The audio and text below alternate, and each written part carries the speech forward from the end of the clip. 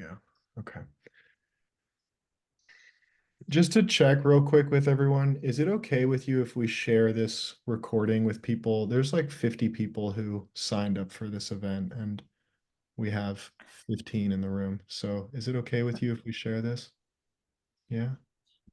Yeah. I could suggest that if you don't want to be shared, then turn your video off and don't talk, and then you won't be shared.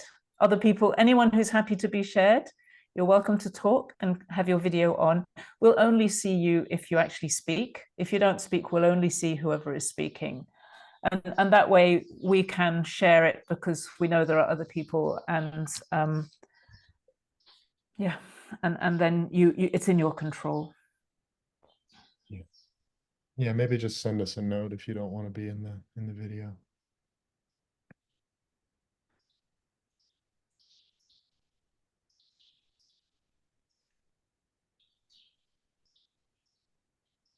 Do you want me to give you a bit of time, Forrest? There's like a happening over here while the thing that wants to be said is sort of dropping in. But what I know is that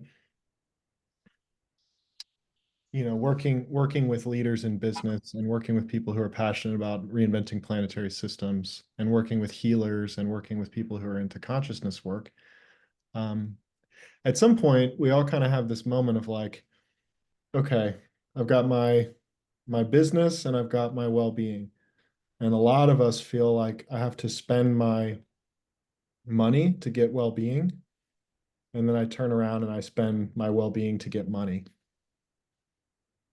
So I have to like lose one to get the other. And we are like, it's this filter that I feel like I walk around in the world with now.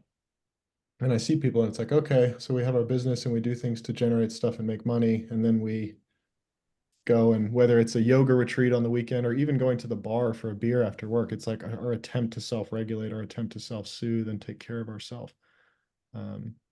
So living this life of I spend my well-being to get money and I spend my money to get well-being. And I've just had this burning desire in my life to live in a way where more well-being and more money are a byproduct of one unfolding, byproduct of one way of walking through the world. And hanging out with Sarah and hanging out with the leaders and the people who we coach and are in explorations with, it's like there actually is this ground of well-being where we can relate with our business and our purpose in life and our relationships from. And what we're finding, I mean, just to speak for myself, and Sarah, you can speak to this too, is my embodied experience right now is there's a way that more well-being and more money can come online as one way of walking through the world. And it seems that the answer to the new economy that a lot of us can feel is already here, that we can taste and smell and touch in a lot of ways, even though when you look around, you might not see it. It's like, oh, it's born from and resourced by this ground of well-being, this consciousness where we actually feel more life, more flow, more healing, more creativity, more inspiration, more aliveness, and more vitality, being in relationship with other people, being in relationship with our customers and our clients and our calling in life. It's not a depleting thing to do business. It's actually quite the opposite. It's not a depleting thing to make money. It's life-giving. It's energizing. It's sustentative and nutrient dense. So for me, this is an opportunity for a new way to walk through the world personally, but of course it really gets interesting in relationship. And when we invite each other into this game and when we zoom out even more, the question of what does this make possible on a planetary scale is tremendously enlivening for me. So that's a little bit about me and what brings me here. Back to you, Sarah. Yeah, I'll share also a bit about myself because there are many people who I haven't met here before, which is really nice to see. The well-being economy, I guess it's funny, I don't think of it this way, but the truth is that I've been exploring well-being since I was 30 years old. So 35 years I've been working in that space in one way or another, starting with many years of training with Chinese masters, and their experience and knowledge and deep history of understanding of systems of energy has underpinned what I've been doing for many, many years. And so I learned how to heal anything, basically, how to heal physical things, how to heal emotional issues, how to heal relationships and businesses and relationships with money, and all of those kinds of things. In 2010, I started writing messages from money. Like money was writing for me through my pen, telling me about what it is. And those messages got turned into a book called Love Money, Money Loves You. And for me, that book actually became a blueprint for a new economy, or a playbook, we could say, for a new economy. It showed that the way we do business at the moment is way too serious, is way too but it doesn't nourish and nurture us. It doesn't support well-being on the whole. It doesn't support family life on the whole. It doesn't seem to support happiness a lot of the time, and yet it's done. People go into business, why? To support their family, so that they can find happiness and freedom, so that they can have autonomy, sovereignty in their financial freedom in their own life. And in fact, just in the last couple of days, I've been talking with somebody who created that financial freedom, but is really not experiencing the well-being that it was supposed to give him. And so I think at that personal level, this is a real opportunity for us to say, well, what if we said it is possible? And what if we decided simply to explore, how do we make this work? How do we create a well-being economy? First of all, how do I do that inside myself? How does the flow of my inner resources provide well for me, and combined with really experiencing well-being? And then how do I do that in my business? And then how do we do that at a wider scale? Because the patterns will be the same. It's fractal. And once we have the signature of that in ourselves, we inevitably bring it into our businesses. And those businesses are a part of the wider economy, and they become examples. The key thing for me is the exploration. It is because the truth is that we can't just be who we've been and kind of just pop together well-being and business. Business will change in a well-being economy. We actually will design businesses differently. We will run our businesses differently. Even taking care of your well-being means you behave differently from how you do. Well, actually, let me put it this way. The kind of deep well-being that Forrest and I are talking about is very different from just making sure I do my meditation every day, I do my exercise every day, I get my vitamins, I do my supplements, I have this to-do list of well-being activities. That's not well-being for me. Those are supportive activities in some situations for our well-being, but the well-being is inside me. And what I've found, and Forrest will put it in his own language, is that well-being is always there. Always, always, always. I may not always feel it, but it is always there, and I always have access to it, and I can always tap into it. And once I knew that, I never forgot it. I can still have times sometimes where I feel like I'm not feeling it, but something in my head says, yeah, but Sarah, you are. It's here, actually. It's here.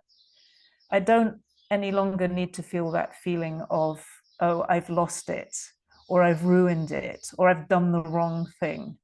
And that has been incredibly freeing for me. So my exploration is, how do we really do that in business, not just in our minds and not just in beautiful ideas, but in businesses that work. And we're in a transition period for that. So it's a daily practice for me, I would say. At a business level, it's daily practice to bring these two things together. So that's a little of us. Really, what we wanted to do here was to create an opportunity for you to ask questions about the well-being economy from wherever your starting point is. So that's what we would welcome. So if you have a question at any time, you can put your hand up. I can't, my Zoom has all changed in the last couple of days, but I'm sure there's a place you can raise your hand, because there always has been. So you can put your hand up, and yes, and just ask. Shall we start with Nicholas? Hey, Nick. Hey, Forrest. See you. Uh, yeah, you too. I was just curious. Uh, uh, uh, I was curious to hear from Sarah why she wants to work with you because Sarah, what you do in the world seems relatively clear around money and this new economy, and um, there is some clarity around what Forrest does, but in a lot of senses, there's a lot of ambiguity there too. So I was just wondering why partner with Forrest? What does he bring to the table? Uh, That's an interesting question. I'll tell you how it happened. Like Forrest and I have done quite a few things together. Interviews. There was an event called The Future of Money. I did a big event called The Future of Money Now, but a prequel to that event was an event called The Future of Money, which Forrest actually hosted. And every time we do stuff together, it feels good. And recently we got in touch. We'd not been in contact for about a year, and we both last year tapped in quite a different way, I think, to a really different level of well-being. And I'm sure you've heard me talk, Nicholas, about well-being the source. Have you done well-being the source code? Yeah. So yes, in January, yeah. yeah, in January. Okay. So, that was a real revelation for me when I started to touch into those source codes, and has changed my life completely. It's changed the underlying story of life for me, like the origin story of life. And that changes my relationship with life, who I am, and how I operate in the world, at a very profound level. And I'm still discovering how to really live that fully in business and in all of my life. It's my daily exploration, all the time at the moment. So when Forrest started talking about his discovering and experiencing this fundamental or ground of well-being, I talk about the well of being, and he started talking about the ground of well-being, and they're kind of the same and different, I would say. And that's what I love. That I like, everybody has that. We each have our own unique experience. And I heard myself say, oh, we should do a retreat together. So that's kind of how things happen. Awesome. I wish I could be there. Unfortunately, the Yes, circumstances aren't right for it now, but yeah, I wish you one guys all day. the best. Thank you. I got a question. I got a question. Can you hear me? Yeah, yeah. Hi, my name's Charlie. I found out about Forrest through Nathan Nussbaum at MoveMed. I don't understand exactly what you're doing, but seems to be you're sort of like broadening the conversation around well-being. Maybe you could refer me to some like basic podcasts or some reading material that I could understand more about what you guys are doing. But um, I so I sort of had this background in yoga, but then I had a side interest of like um sort of like I studied like a lot of African history and as an undergraduate, so I ended up coming here. I'm from the United States, but I've lived in Africa for like 14 years and traveled a bunch of different countries and mostly living in Kenya. But I feel like questions of well-being and like I don't know, I just get so thrown around because like a lot of the people I follow are like, people who are like in LA or, whatever. They're like doing all these like high-end treatments or sort of just like this financial aspect. And yet then you see a lot of the people in the West who like have access to all these high-end treatments are not well. But then I come here, I like walk out my door, like everybody's well, but then they don't have access to a lot of treatments. So it's like I'm sort of in all these like contradictory questions around wellness, economics, politics, yeah, commerce. I think it definitely goes in there, and culture. And I wonder if you guys address those sorts of things, or if not, whatever, it's fine. I'm just kind of curious to see if you could direct me in the pursuit of those questions.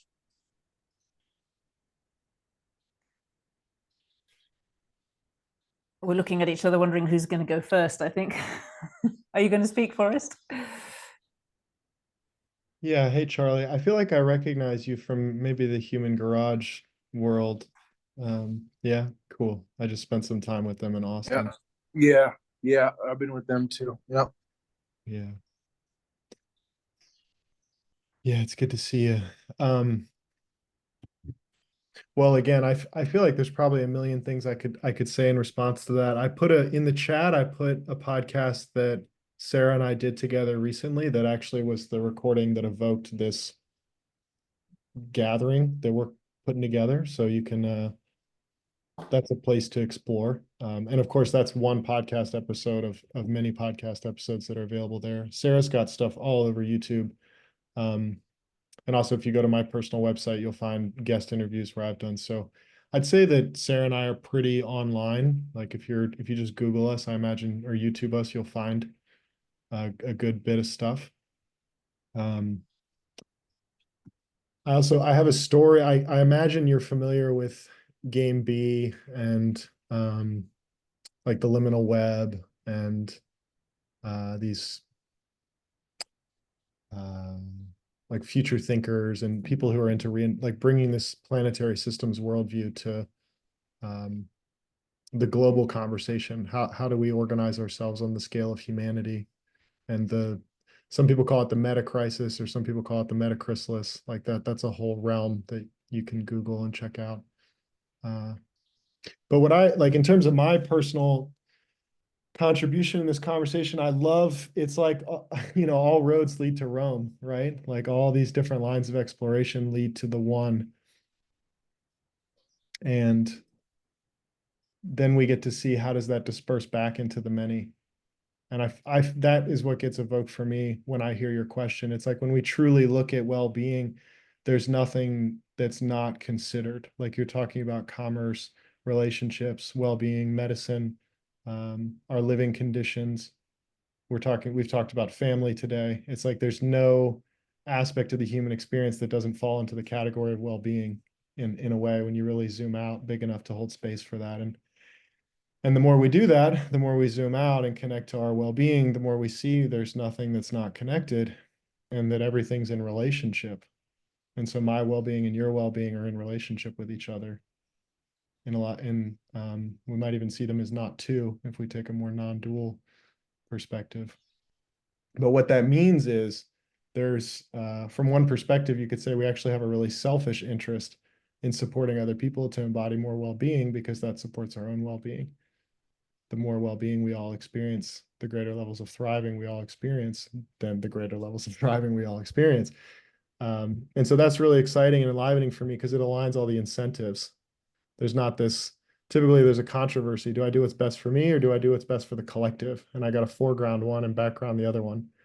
And it's like, what if that's not the case? What if I can act in a way where what's best for me and what's best for we are actually the same and support greater levels of well-being coming online for you and me and us?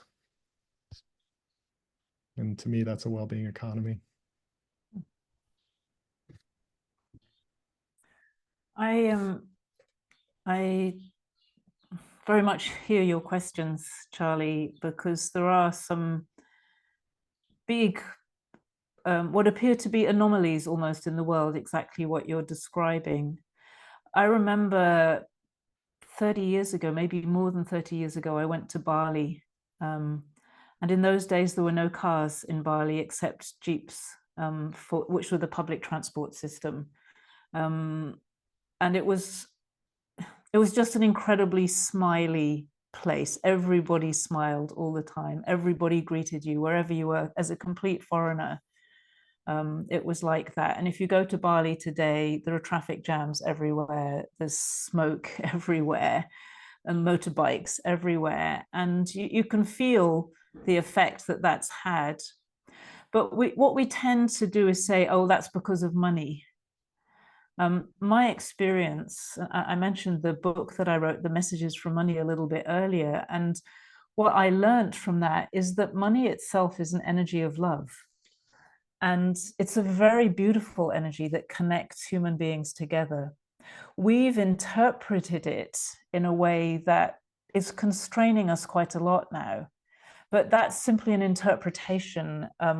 of this energy. We've put it into a certain form with the notes and the coins and the transactions and the banking and business systems we have, but they are not fixed. They're just a current way that human beings have found of doing it. So my understanding generally around what you're talking about is that life has a tendency at an evolutionary level to become more and more complex. Life forms itself into more and more different forms. And when you have more complexity, you have more potential actually for all kinds of things to happen. And some of those things can be quite bad experiments for the people participating in them. You know, they really don't feel great. And then we go on a correction journey. We say, oh, I'm not really enjoying making money this way. Like many people all over the world are not particularly enjoying the way they're making money, and they have to make money in order to survive. We're not even talking about thriving. But at a certain point, with every movement of evolution, there comes it's almost like life calls us back to itself. That's how I see it. Like, for me, the underlying energy of life is love, and life is we are here in order for life to experience itself and to experience love. And it goes out on these limbs, and then it starts to feel like, oh, this doesn't really feel like love. I want to experience love. And we all get called. They're like, well, let's make a better system. We want to bring more love into the system. So in the West, I think that we are living in some very complex situations, which have been we've created culturally, and it seems like there is a calling to create a system, or to develop systems, or to evolve systems that actually feel better, that have more well-being in them, literally. And what you have in Africa, or and I don't want to generalize about Africa because it's many different countries and cultures and peoples, and anywhere else in the world, is different stories that have evolved and produced different outcomes. And that's beautiful because we can learn from them. And, you know, at a really rather generalized level, for me, I always feel there's a spirit that we can learn, often in African cultures, that we lack in the West. It's not strong in the West, that kind of spirit. And I don't mean spiritual spirit, I mean kind of human spirit. That's how I feel it. That's just my own personal interpretation. At the moment, we live in a world where we have also placed ourselves in the West rather at the top of the tree. And to me, that just doesn't make sense. We've got very good at doing some things and not very good at doing other things. I know somebody who used to organize trips for Westerners who were spiritually impoverished to go and live and work with indigenous people in South America who were spiritually rich but financially impoverished. So to me, it's wonderful that we have all these experiments going on Earth. If we, especially in the West, could let go of a bit of our arrogance, or a lot of our arrogance, and thinking we've got it sussed and the rest of the world wants to live like us, and open up to the beauty of the experiments, we might actually do a whole lot better in our well-being and our spirit, and some of these qualities, our family life, for example, which has really been quite devastated, I would say, in many ways over the last 50 years or so. And we don't want to go back.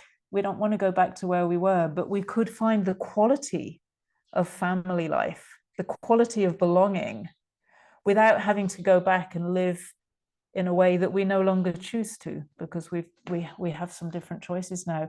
So for me, I feel it's important with these questions to take a very expansive view,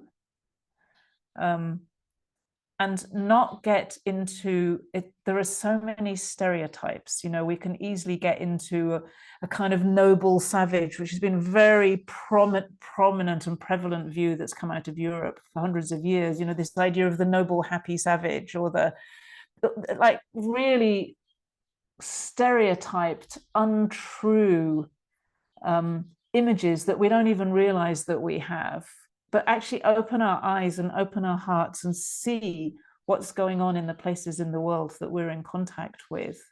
Try to see through all these layers of cultural interpretation and find our own.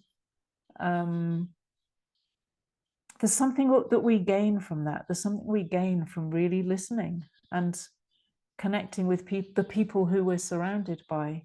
So I'm not really answering a question there, but I do feel that your exploration is really valid. And the more you find your independence in this exploration, your interpretation isn't pushed around by what everyone's saying or what the media is saying, the more enriching that is. And through that, that's part of creating your own well-being economy, actually.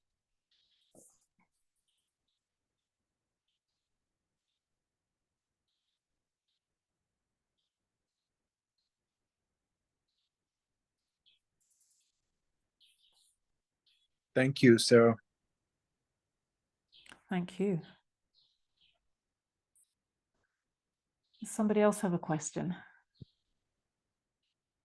Or something you'd like to explore openly? I have Kianga. a question. I can't find my hand raiser. That's okay. You just go ahead. Like it used to be there. I know. Kianga. I'm having the same. I'm looking at it. Where is it? Is it in React or what? I have to find it. Right. I'm Kianga. I am coming next week and I'm really excited. And I think some of my question is, how would you like for those of us who are coming to co-participate to prepare? Like, what can we do in the creation of this field from now? In a way, your question tells me you're already doing it. Mm-hmm. The very fact that you're asking that means you're already preparing the field from your perspective. You're already entering the well-being economy in your field. You're inviting it in and you're also entering it. You're doing both together already. That's kind of the way that I prepare for things. I just follow the threads that come alive in me. I don't usually try to do something very special. I more let it live in me and kind of, it's hard to find words for that. Just like find its expression. Forrest. Yeah, I'm enjoying you, Sarah. I love what you're saying about opening up and allowing the relationship with the event to start now, which I agree. It sounds like you're doing that and being in relationship with the gathering, and it's already happening here in this moment, right? And something popped for me when you asked your question, which would be it's just something that's been really up in my field lately with people around me is this activity of like when we start to self-orient in relationship with an economy, we typically ask ourselves like, okay, what do I want to do? How do I want to make money? And we look out horizontally at the world and we go, okay, what do people need? We look inwardly and go, what kind of gifts do I have? What do people out in the world need? And we start to try and create some sort of relationship between what's inside of us and what's outside in the world. And hopefully we can have a lot of passion about that. But I've seen a lot of people recently, even in these last days, who want to work together, write up agreements, and they're like, "Hey, Forrest, here's things that I'd like to do to work with you and support you, and here's how I could get paid." And there's been this thing in me of like, wait, you need to sit down and get with your God, whatever that is, God, source, the divine, consciousness, however you relate to that, and go, okay, if I had an employment agreement with source, what is it? Like, here's what I feel compelled to do in this lifetime. Here's what I'm here to create in this direction. And find it in a way where when you write it down on the paper, the words are shimmering off the page. That kind of thing, right? Like your body's vibrating when you read it back. If you read it to somebody, your whole body would be shaking because of the truth that's coming through you, right? And if you have that, first of all, that's a golden ticket to Wonkaville in the world, because you can just take that out to people and go, this is what I'm here to do, and find the people who it lights up. And you go, okay, we don't resonate, but we resonate. Here, what's possible together. And so what we're able to do in a well-being economy is we can find we create what we call shimmering structures, which is if the three of us come together and we have the thing that completely makes us reverberate in the way of this is what I'm really here to do, and then we all come in relationship and we stay in that reverberation and that vibration, well, now we really got something going here. What's going to happen just by us being in presence together? And so sitting and listening and being available for that kind of clarity, you can come to the gathering and be in relationship with other people in a way where you can very quickly sync who are other potential friends, collaborators, clients, suppliers, and people to play with walking through the world.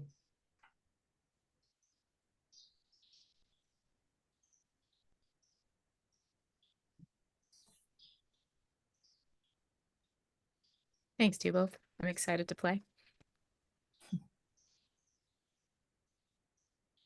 Mary.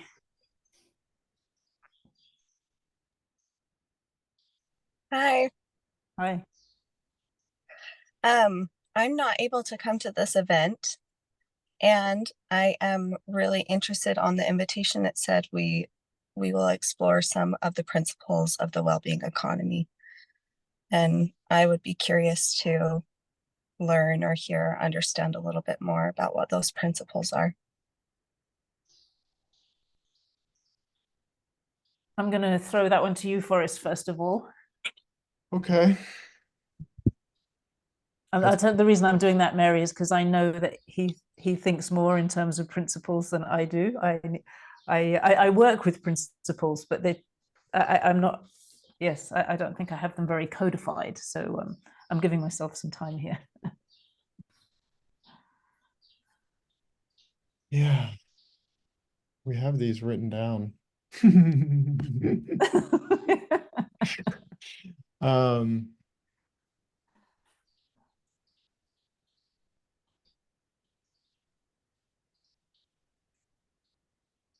Well, what I can tell you is that somewhere we have 5 of them written down. And I'm going to see if any of them are going to show up in my mind or in my memory or something like that. Can I jump in while you're doing that? Yeah, go ahead. So this is actually a really interesting question, Mary, for me, because I knew you'd do that if I did that. Okay, I'm going to continue and then you can come in. Because for me, the principles of the well-being economy come out of the expression, the well-being economy. And I actually find that it's really important if we want to embody and live principles, and especially if we want to bring them into business, so into our interactions with others, which of course is really important, that we need to go to the essence of the thing we're talking about.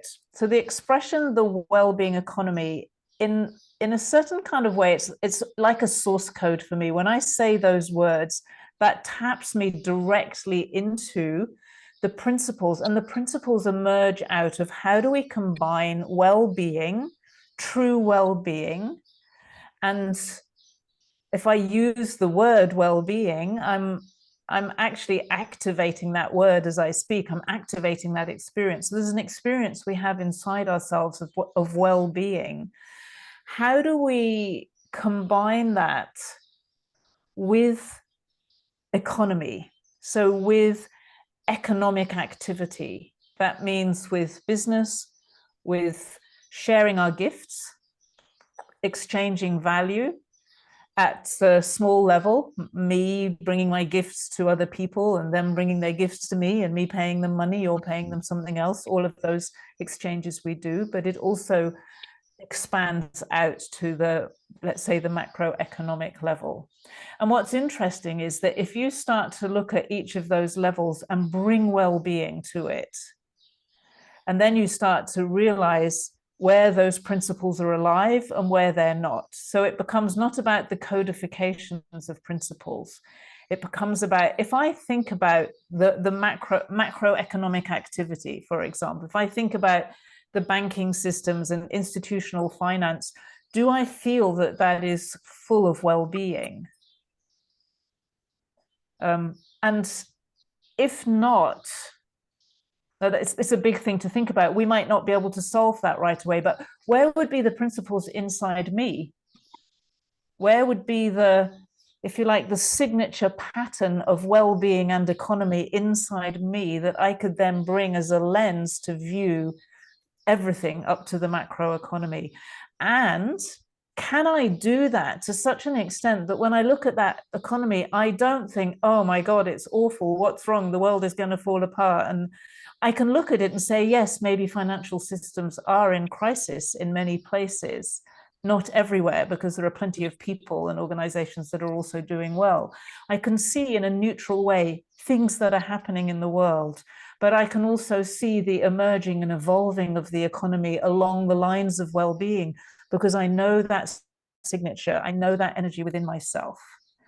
And I'm able to bring that to the economy rather than expecting the economy to do it for me. That, for me, is the fundamental underlying, almost beyond a principle of the well-being economy, is that because this work is happening in creation, if you like, in the formation of life. So what I'm experiencing is, in a way, it's a piece of life, it's life. So if I can experience it in myself and know that in myself, I'm able to be the one who brings that out into the other systems. That doesn't mean the whole world suddenly is shiny and beautiful and you know, everyone's getting on with each other. But it's a way that we can work with energy, with our own spirit, and with the principles of life, actually, to support transformation in the outside world, in the world that appears to be external to us. It isn't really, but it appears to be.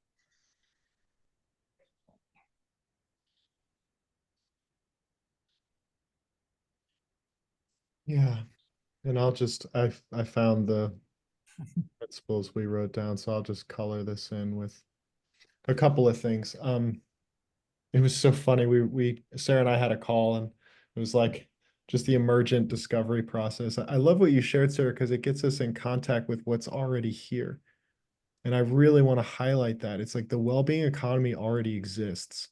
It's a realm in consciousness. It's a place that we can relate with our life from. And so from one perspective, you could say we're creating it. And from one perspective, you're saying we're opening up to allow the deeper fabric of reality to reveal itself to us in a more clear way and make ourselves available to be embodied participants in the dynamics that unfold in the deeper layers of reality. I mean, you can look around in the world and see where human beings have created concepts that are not in alignment with the deeper laws of the universe. We can see that, right? We all know it. And you feel it because it feels like you're janking around in a bumpy roller coaster when you're embodying those constructs. And so, you know, we talk about the operating system because there's a meaning making system and there's a protocol for how we're in relationship from the ground of well-being. And what we're really doing is codifying that in the sense that it's already here. So opening up to discover what it's like and have the courage to go, hey, we don't actually know how this is going to work. Like below that not knowing, we do actually know, right? Like our capital K knowing, our deeper knowing, we do know. But we got to go through that phase where we let go of all the things that we were taught and thought about how things are supposed to work and really open up into not knowing to sink through to the deeper knowing of the true principles of being in relationship and the laws of nature. So I'll just share a couple of the principles. One is, well, a couple of them that are jumping off the page to me is valuing well-being consciousness, right? So, you know, Sarah has work in the world with Love2, her company, to value regenerative farms and the work that the benefit that regenerative farms create for the ecosystem and the environment that previously was uncaptured in financial products.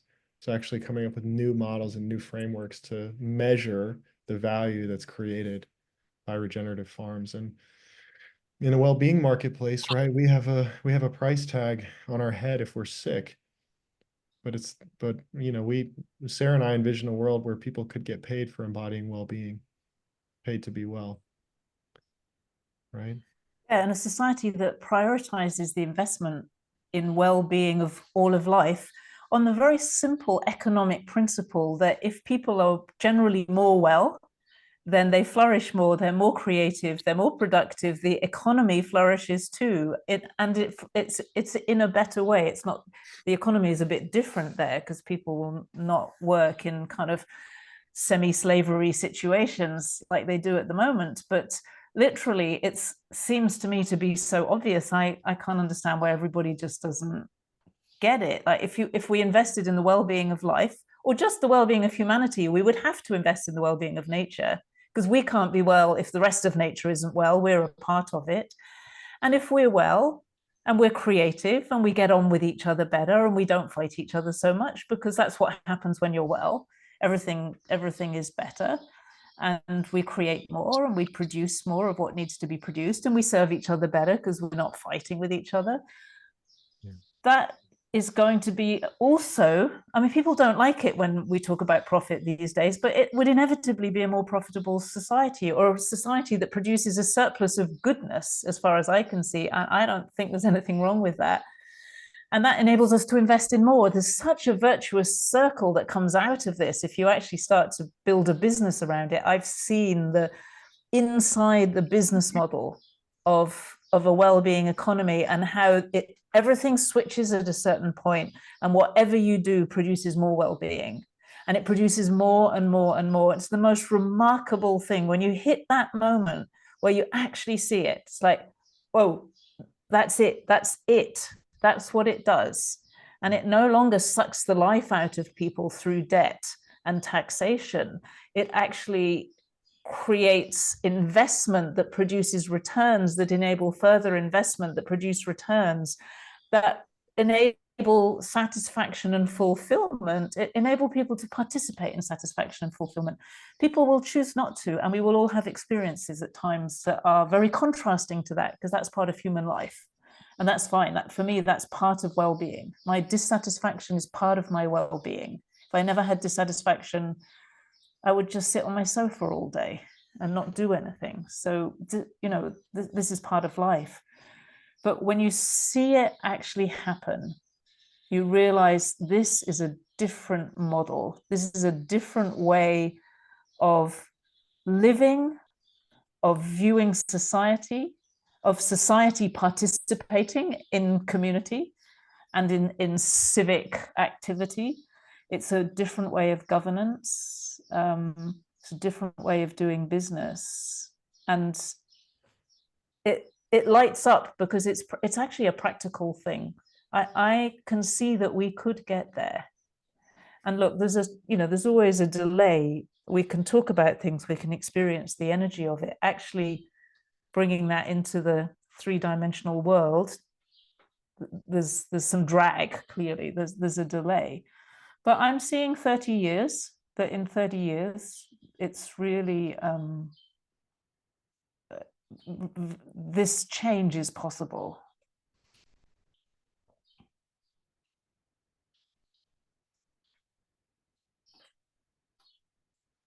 Hey, Sharon. I see your hand up. Hey, good morning. Thanks for the invitation. I just had an observation because I'm about halfway through your amazing book, Sarah. Thank you. About 6 months ago, I decided to let Source run my business for the benefit of everyone and just relax and stop trying to steer it. And it does feel better. And then I found your book. A friend referred me to that just maybe 2 weeks ago. And I've been doing what it says. You just start, and if you haven't mastered these, you go back to the beginning. So I did that 3 or 4 times. And I thought, okay, hell, I'm just gonna plunge ahead and read some more. You can keep going as well, because otherwise you know. You can get into never being good enough. I know, but what I found is useful practical exercises. And as I said, I'm about halfway through, and now it's starting to talk about the energy of money. And I do see where our species is headed. I've seen this for a long time. I'm an intuitive energy healer. I do see angels. I work with them all the time. And now it's on the angels. It's like, this is my area. Okay, I'm down with this. But what I found is I can't focus on the macro. I cannot, not for very long, without becoming overwhelmed.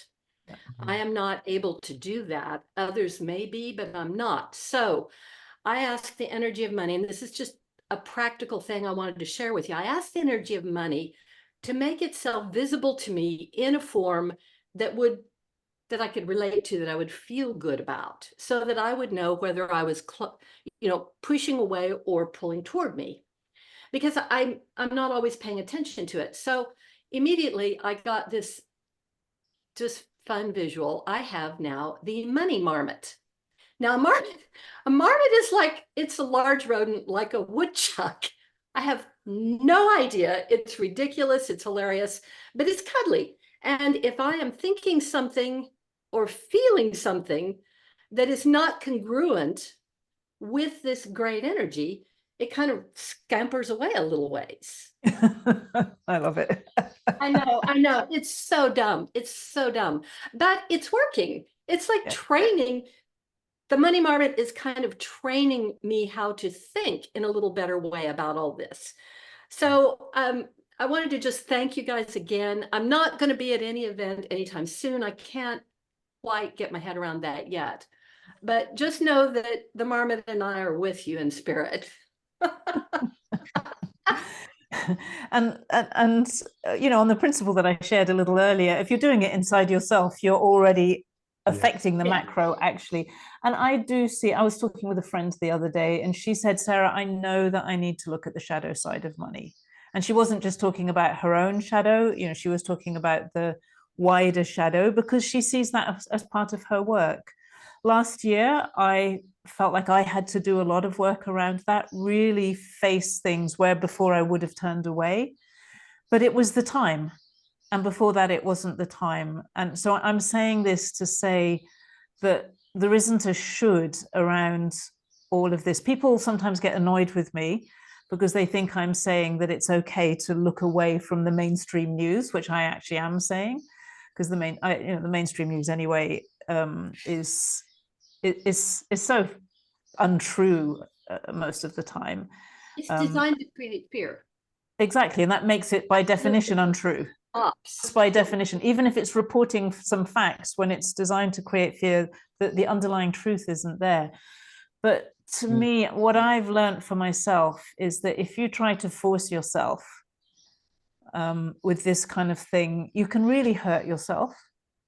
Because that forceful energy, when we try to force ourselves to face things or get to grips with very difficult things, the force itself actually works against us. But life brings us, in my view, look, this is just my view and my experience. It seems to me that life brings me the things that I need to deal with at the time when I need to deal with them. And sometimes they're a shock and a surprise. If we're talking about I'm always happy to deal with the things that feel really great. But sometimes, things happen that are not what I expected or wanted, as happens to all of us at times. But my experience is that everything is really beautifully placed in our life. And therefore, just like you said, the less we force things, the more we can actually relax with it all, then it comes along at the right time for us. Yeah, that's been my experience too. And I'm always looking at this thing. Yes, I do have the perfect life, and it contains things like pain or divorce or all of those things. It is no less perfect as a result of those things. They're designed to move me forward toward, to get me to look at something else. That's all it is. And we grow and evolve. It's just it. It's holographic. Just be this change we want to see and relax into it. And it's not hard. I mean, a lot of the time it's not hard. And then you hit, as you said, a bump in the road where things don't go. And it's like, oh my God, this is really hard. And then I've got the Sometimes I marmot. say that the biggest discipline is the discipline to relax. Oh, It's it is? actually, it's not, it really isn't hard. It's the easiest thing in the world to do. And sometimes. Thank you again. Thank you. And also, I know we've only got 3 minutes left, but also the discipline to relax, Sarah. I mean, I just want to highlight that, because if you really, in my experience, if you really, really, really take this journey, if you really take this journey on the level that ultimately invites us into, in my experience and what I'm seeing with people around us, is there's this moment that comes up at some point where we kind of have to sweat out survival-based, not enough fear-based consciousness.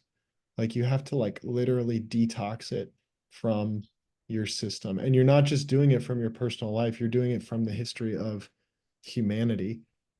And I'm just saying that because, you know, I see people really turn towards this path, and life does weird things sometimes. You know, we could talk about this for a while, but basically like a moment of fear or contraction comes up, and then people, you know, go take a job that they don't actually want, or divorce their spouse, or do something that's very reactive and impulsive that's not coming from the deeper resource ground. And if in those moments, if we can notice in those moments that we're that we're letting ourselves get hijacked, if we can notice that we're getting tripped into fight or flight, or there's a really big fear response going on, like Sarah said, if it's coming from fear, it's fake news. If we can notice that that's not what Sarah said. That's my version of what Sarah said. My version of what Sarah said is, if it's coming from fear, it's fake news. You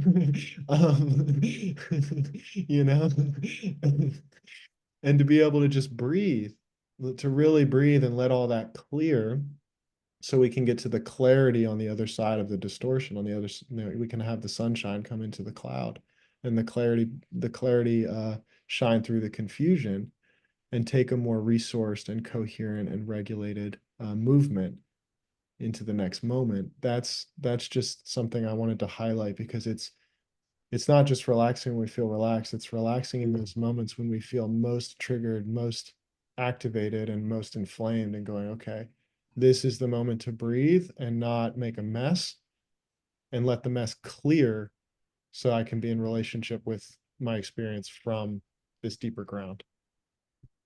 That's the discipline. Yeah. That is almost the ultimate discipline, I would say. Yeah, I have just put the link in the chat because we're about to finish. I know it's next week, and clearly some of you are very far away and not going to pop over to the Netherlands next week, but I hope that some of you are closer. And the wellbeingeconomy.com is where the information is. We will be in the Netherlands for 3 days, it'll be Thursday, Friday, Saturday next week, the 4th to the 6th of July. Coming together around this exploration and experiencing it together, and exploring it together. And it will be, for me, it will be one of those things that I call a landmark event. They don't happen very often. Maybe every couple of years I do something that is what I call a landmark. It will change the course of things just by being part of it. Not only for you, that of course, if you come to an event, we expect it to change, but I know that from time to time we do something that changes the field at such a significant level that it impacts the economy. And this will be one of those. I know the signs now. It's the first time we've done it, but that's not the reason why. It's just, it must be the right time. So yes, if you do feel called, please join us. If you find the price is challenging for you in any way, please let us know what your right price is, what you can do to participate. We are open to variation around that to suit different people's circumstances. We would really love for you to join us, and yes, it will be a special experience for us all.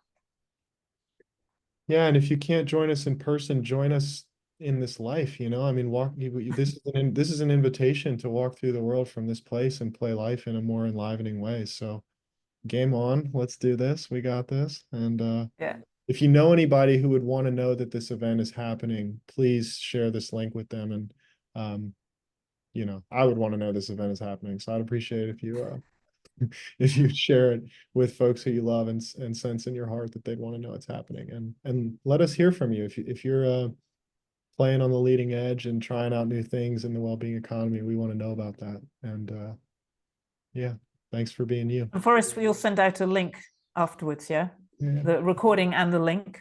Yeah. Yeah, excellent.